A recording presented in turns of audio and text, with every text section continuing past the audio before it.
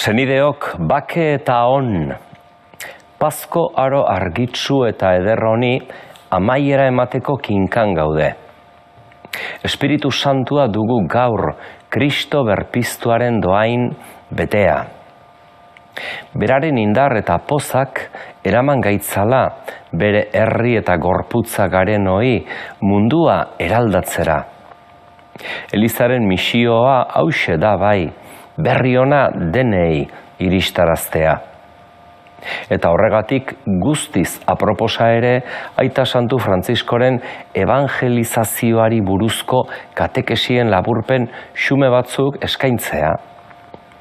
Ildo hori jarraituko dugu datozen egunetan. Evangelizatzeko ardura Frantziskoren ustean gai larri nola ezinbesteko da. Bestela esan da, apostolu grina izateak garrantzia handia du. Elizarentzat ezinbesteko atal bat delako hau.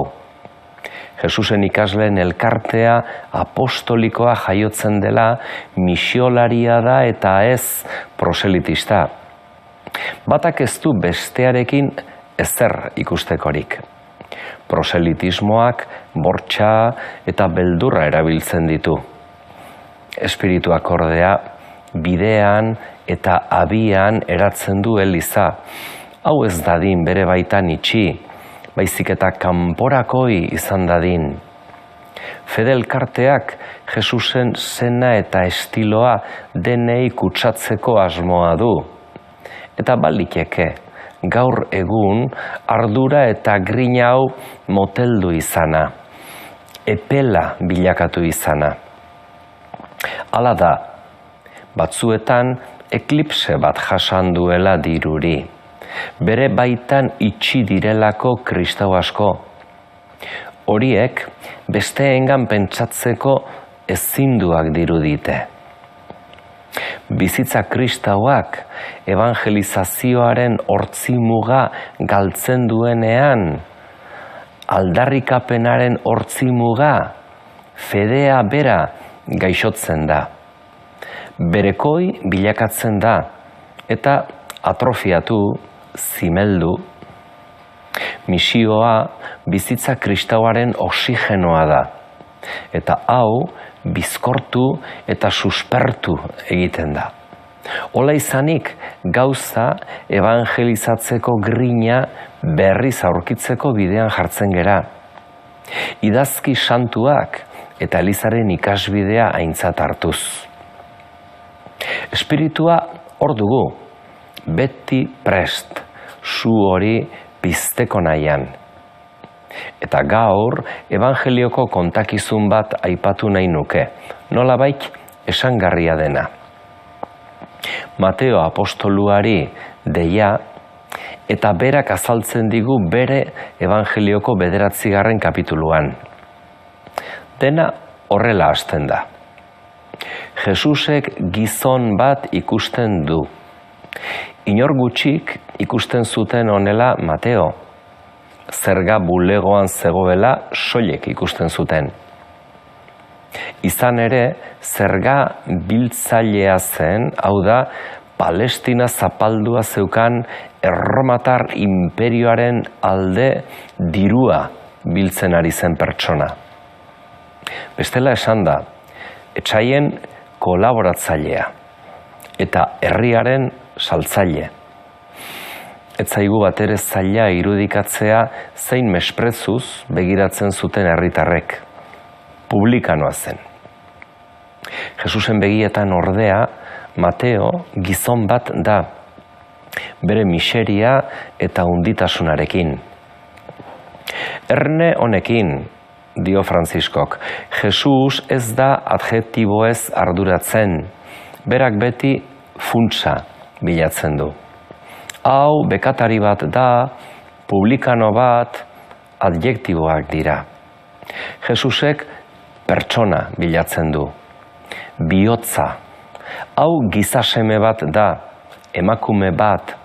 Jesus pertsonaren sakonaz arduratzen da, ez azalaz. Mateo eta Kafarnaumgo jendearen arteko distantzia nabarmena bada, Jesus hurbiltzen zaio. Jainkoak edozein gizaki maite duelako.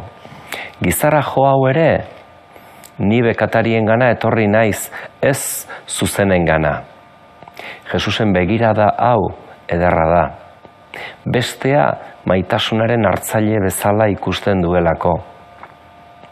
Hauxe da evangelizatzeko grinaren hasiera. Denak, Jesusen begiradan du hasiera, eta gu bere ikasle eta jarraitzaile gara. Eta guk galde genezake, nolakoa da gure besteekiko begirada? Zenbatetan akatsak ikusten ditugu, eta ez beharrak. Zenbatetan etiketa batez epaitzen ditugu pertsonak, egiten edo pentsatzen dutenagatik. Kristauok ere hala diogu. Guretarra da hau edo ez. Hori ez da Jesusen begirada. Berak beti bakoitza errukiaz begiratzen du. Are gehiago, bera norberaren zale amorratua da. Eta Kristauok, Kristok bezala egitera gonbidatuak gaude. Berak bezala urrunduei begiratzera. Izan ere pasarte honen amaieran, Jesusek hala dio. Naiz zuzenak deitzera etorri, bekatariak baizik. Gutako bakoitzak bere burua zuzentzat badu, urrundu egiten du Jesus. Bera gure muga eta miserian bila dator sendatzeko. Beraz, dena Jesusen begiradaz hasten da. Gizon bat ikusi zuen, Mateo. Eta honi, mugimendu batek eman zion segida. Mateo eserita zegoen bere zerga maitxoan. Jesusek jarrai niri esan, eta bera altxatu zen eta jarraitu zion. Nabarmentzekoa, Mateok jarraitu ziola. Garai hartan, eserita zegoen pertsonak zuen agintea, estatusa, eta aurrean zirenak ordea, zutik entzuteko edo ordaintzeko txiroak. Eseria zegoen, boterea zuen, eta Jesusek ematen dion lehena, besterantz mugimenduan jartzea, senideekin parekatzen du, eta zerbitzuaren hortzimugan ezartzen du. Kristauok, eserita ote gaude datorrenen zain, edo altxatzen badakigu, besteekin bidean jarriz, besteen bila joateko. Datorrela berriz gure elizetara, ez, zoaz zuaien bila, eman zuk lehen pausua. Espiritu Santuak gugan bere lan eder hori burutu dezala, senide. Aio.